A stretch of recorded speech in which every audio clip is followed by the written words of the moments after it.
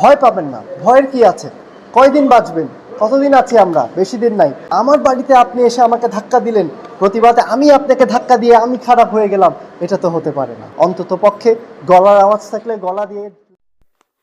কেউ ভয় পাবেন না, বাঁচলে গলা উঁচু করে বাঁচবেন। বঙ্গবন্ধুর সৈনিক ভয় পায় না। আগামী 16ই ডিসেম্বর যার কাছে যা কিছু আছে তাই নিয়ে মাঠে নামতে হবে বললেন চট্টগ্রামের ছেলে।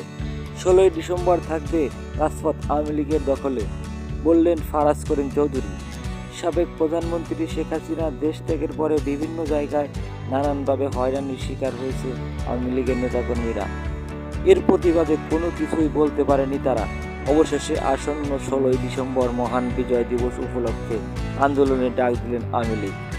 শেখ হাসিনার অবর্তমানে এই আন্দোলনের নেতৃত্ব দিবেন সোহেল তাজ। সোহেল তাজের সঙ্গে যোগ দিয়েছেন চট্টগ্রামের ছেলে ফারাজ করিম চৌধুরী। তিনি বলেন, আপনারা কেউ ভয় পাবেন না, আমরা ভয় পাই না, আমরা গলা উঁচু করে বাঁচবো, আমরা কোনো প্রতিবাদ করব না। এটা কি হয়? আমাদের হাত থাকলে হাত, পা থাকলে পা দিয়ে আমরা যার কাছে যা আছে তাই নিয়ে প্রতিবাদ করব।